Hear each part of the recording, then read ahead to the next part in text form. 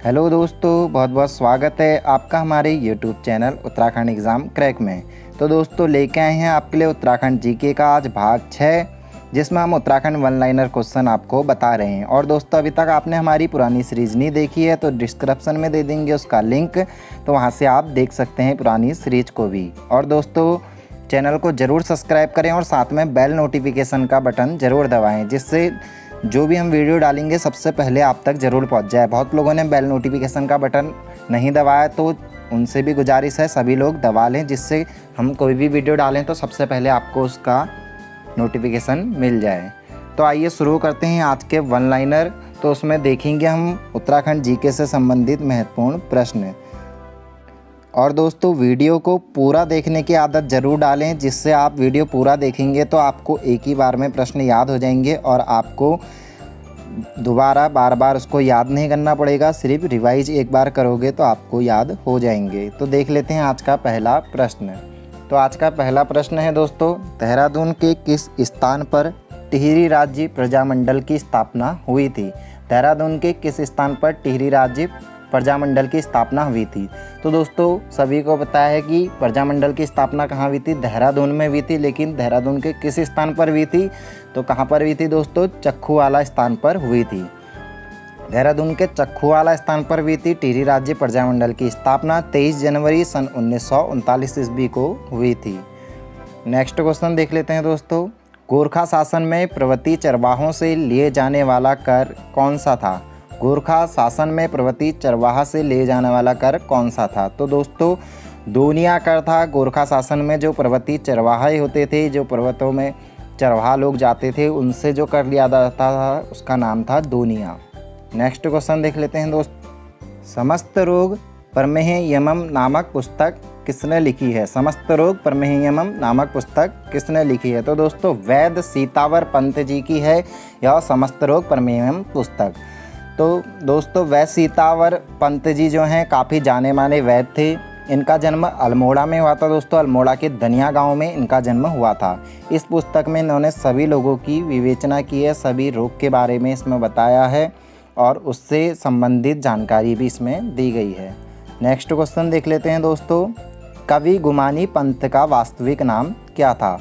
काफ़ी important question है दोस्तों, कवि गुमानी पंत का वास्तविक नाम क्या था? तो दोस्तों गुमानी पंत जी का वास्तविक नाम जो था लक्ष्मी नंदन पंत था।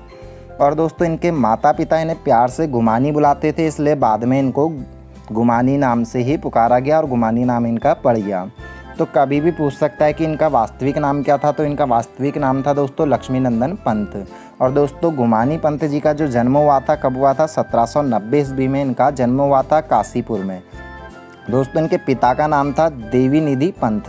देवी निधि पंत इनके पिता का नाम था, जो एक राजवैद्य थे नेपाल नरेश के दरबार में। तो इनका एक देख सकते हैं कि पारिवारिक जो पेशा था वैद्य का था।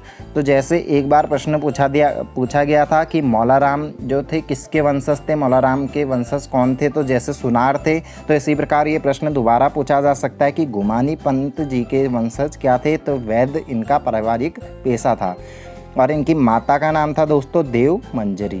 तो नेक्स्ट क्वेश्चन देख लेते हैं दोस्तों, नैनीताल में आलू की खेती शुरू करने का श्रेय किसे जाता है?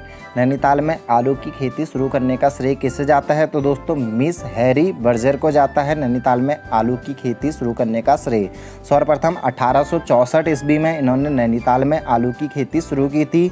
जब ये पर्वतीय इलाके में आई थी तो इन्होंने देखा कि यहाँ आलू की खेती के लिए यह उपयुक्त स्थान है। जब इन्होंने आलू की खेती की तो इससे इन्हें काफ़ी लाभ हुआ। तो सर्वप्रथम आलू की खेती का श्रेय जाता है मिस हैरी बर्जर जी को। नेक्स्ट क्वेश्चन है दोस्तों, नारी तथा समाज पर केंद्रित राज्य का लोकगीत कौन सा है? नारी तथा समाज पर केंद्रित राज्य का लोकगीत है तो कौन सा है दोस्तों? चांचरी गीत को कहा जाता है नारी तथा समाज पर केंद्रित एक यह गीत है। नेक्स्ट क्वेश्चन देख लेते हैं दोस्तों, आज़ाद पंचायत का संबंध किस घटना से है? आज़ाद पंचायत का संबंध किस घटना से है? तो दोस्तों रवाई कांड से है आज़ाद पंचायत का गठन संबंध। वन नीति के विरोध में जब गढ़वाल में आज़ाद पंचायत का गठन किया गया था और यह अच्छे से काम भी कर रहे थे, लेकिन जो तिलाड़ी के मैदान में उस समय जब ये लोग आज़ाद पंचायत के लोग बैठे हुए थे तो वहाँ पर दीवान चक्रधर जुयाल को भेजा गया और उसने वहाँ जो है जब ये लोग सभा कर रहे थे तो उसको दबाने की कोशिश की और दीवान चक्रधर जुयाल ने यहाँ पर अंधाधुंध फायरिंग शुरू करवा दी, जिसमें काफ़ी लोग की मृत्यु भी हो गई, जिसे हम रवाई कांड के नाम से जानते हैं। और इस कांड को दोस्तों उत्तराखंड का जलियांवाला कांड भी कहा जाता है। तो काफ़ी महत्वपूर्ण घटना है उत्तराखंड का रवाई कांड। तो किससे संबंधित है? आज़ाद पंचायत से। नेक्स्ट क्वेश्चन देख लेते हैं दोस्तों, अजयपाल कालीन सावरी ग्रंथ किस विद्या से संबंधित है? अजयपाल कालीन सावरी ग्रंथ किस विद्या से संबंधित है? तो दोस्तों जो सावरी ग्रंथ है इसमें तंत्र शास्त्र के बारे में बताया गया है। यह तंत्र शास्त्र से, तंत्र विद्या से संबंधित ग्रंथ है। नेक्स्ट क्वेश्चन देख लेते हैं दोस्तों, डिबेटिंग क्लब को प्रेस खोलने का सुझाव किसने दिया था? डिबेटिंग क्लब को प्रेस खोलने का सुझाव किसने दिया? तो हेनरी रैमजे ने दिया डिबेटिंग क्लब को प्रेस खोलने का सुझाव। नेक्स्ट क्वेश्चन है दोस्तों, हमने छली बुढ़िया नहीं तिलक वाली होम रूल लीग खोली है, यह कथन किसका है? हमने छली बुढ़िया नहीं तिलक वाली होम रूल लीग खोली है, यह कथन किसका है? तो दोस्तों यह कथन दिया था बद्रीदत्त पांडे जी ने। जब उनसे पूछा गया था कि आपने कौन सी होम रूल लीग खोली है, तो उन्होंने कहा था हमने कोई छली बुढ़िया वाली होम रूल लीग नहीं खोली है, हमने तिलक वाली होम रूल लीग खोली है। क्योंकि इन्होंने इसलिए कहा था क्योंकि एनी बेसेंट को संबोधित करते हुए इन्होंने कहा था, यह बद्रीदत्त पांडे जी जो थे तिलक को ज़्यादा मानते थे, इन्होंने इसीलिए कहा था कि यह छली बुढ़िया वाली नहीं तिलक वाली होम रूल लीग है। नेक्स्ट क्वेश्चन है दोस्तों, किस अंग्रेजी कप्तान ने गोरखाओं को रक्त पिपासु के नाम से संबोधित किया? किस अंग्रेजी कप्तान ने गोरखाओं को रक्त पिपासु के नाम से संबोधित किया? तो कैप्टन हियरसी ने कहा था गोरखाओं को रक्त पिपासु। नेक्स्ट क्वेश्चन देख लेते हैं दोस्तों, बलभद्र सिंह नेगी को अंग्रेजों ने कौन सी उपाधि दी थी? बलभद्र सिंह नेगी को अंग्रेजों ने कौन सी उपाधि दी थी? तो दोस्तों बलभद्र सिंह नेगी को अंग्रेजों ने लाट सूबेदार की उपाधि दी थी। और कब दी थी? जब 1879-80 में जब युद्ध हुआ था दोस्तों, आंग्ल अफगान युद्ध, तो उस समय यह उपाधि उनको दी थी। इन्होंने वहाँ पर बहुत ही महत्वपूर्ण भूमिका निभाई थी अंग्रेज़ों की तरफ से। और इसी के बाद अंग्रेज़ों ने निर्णय लिया था एक गढ़वाल रेजिमेंट खोलने का, और उसके बाद गढ़वाल रेजिमेंट की स्थापना की गई थी।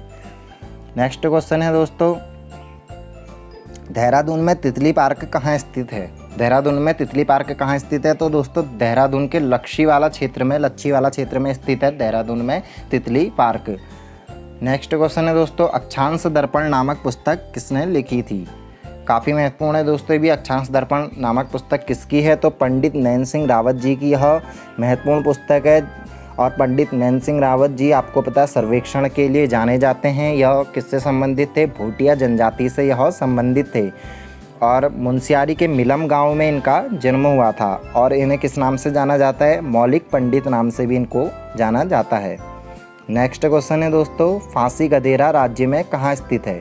फांसी गदेरा राज्य में कहाँ स्थित है? तो दोस्तों नैनीताल जनपद में स्थित है। फांसी गदेरा नैनीताल में ही स्थित है। ये नाम क्यों पड़ा दोस्तों? क्योंकि जब 1857 की क्रांति हो रही थी तो उत्तराखंड में भी इसके प्रभाव पड़े, उत्तराखंड में भी कई आंदोलन हुए। लेकिन उस समय जब जो क्रांतिकारी जो धारा के लोग थे, क्रांतिकारी विचारधारा के लोग को अगर ब्रिटिश लोग पकड़ लेते थे, गिरफ्तार कर लेते थे, तब उन्हें इस स्थान पर फांसी दी जाती थी। तब से यह प्रचलित नाम हो गया फांसी गदेरा। नेक्स्ट क्वेश्चन है दोस्तों, काफ़ी इंपॉर्टेंट होता है ये भी। पंतनगर विश्वविद्यालय द्वारा विकसित पंतजी 114 किसकी प्रजाति है? पंतनगर विश्वविद्यालय द्वारा विकसित पंतजी 114 किसकी प्रजाति है? तो दोस्तों यह एक चने की प्रजाति है जिसका नाम पंतजी के नाम पर रखा गया है, पंतजी 114। तो यह एक चने की प्रजाति है। नेक्स्ट क्वेश्चन है दोस्तों, चौपाटा का सूर्य देवालय राज्य में कहाँ स्थित है? चौपाटा का सूर्य देवालय राज्य में कहाँ स्थित है? तो दोस्तों डेडीहाट पिथौरागढ़ में स्थित है चौपाटा का सूर्य देवालय। नेक्स्ट क्वेश्चन है दोस्तों, हरिद्वार स्थित चंडी देवी मंदिर का निर्माण किसने करवाया था? हरिद्वार स्थित चंडी देवी मंदिर का निर्माण किसने करवाया था? दोस्तों आपको पता है हरिद्वार में काफ़ी प्रचलित मंदिर हैं, चंडी देवी मंदिर, मनसा देवी मंदिर इत्यादि काफ़ी मंदिर हैं हरिद्वार क्षेत्र में। तो उसमें से महत्वपूर्ण मंदिर माना जाता है चंडी देवी मंदिर को। तो इसका निर्माण करवाया था दोस्तों सुजेत सिंह ने।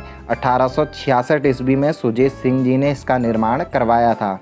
और वहाँ जाने का दोस्तों जो चंडी देवी मंदिर जाने का पैदल मार्ग और रज्जू मार्ग दोनों ही वहाँ बनाया गया है। नेक्स्ट क्वेश्चन है दोस्तों, बद्रीनाथ धाम की मुख्य प्रतिमा का रंग कौन सा है? बद्रीनाथ धाम की मुख्य प्रतिमा का रंग कौन सा है? तो दोस्तों काले रंग की वहाँ प्रतिमा है। बद्रीनाथ आपको पता है 4 धामों में से एक महत्वपूर्ण धाम है।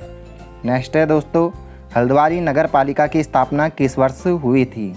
हल्द्वानी नगर पालिका की स्थापना किस वर्ष हुई थी? तो दोस्तों सन 1897 ईस्वी में की गई थी हल्द्वानी नगर पालिका की स्थापना। किसने की थी? हल्द्वानी जो है दोस्तों नाम किसने रखा? हल्द्वानी नाम पहले इसका नाम हल्द्वानी था और हल्द्वानी का नाम जिस समय वहाँ ट्रेल आए तो इन्होंने इसका नाम बदलकर हल्द्वानी रख लिया और हल्द्वानी बसाने का श्रेय भी कमिश्नर ट्रेल को ही जाता है। तो दोस्तों ये थे आज के वन लाइनर प्रश्न। वीडियो को पूरा ज़रूर देखें दोस्तों और अपने दोस्तों के साथ शेयर भी ज़रूर करें। वीडियो अच्छी लगी हो तो लाइक करें दोस्तों। मिलते हैं नेक्स्ट वीडियो में, तब तक के लिए धन्यवाद।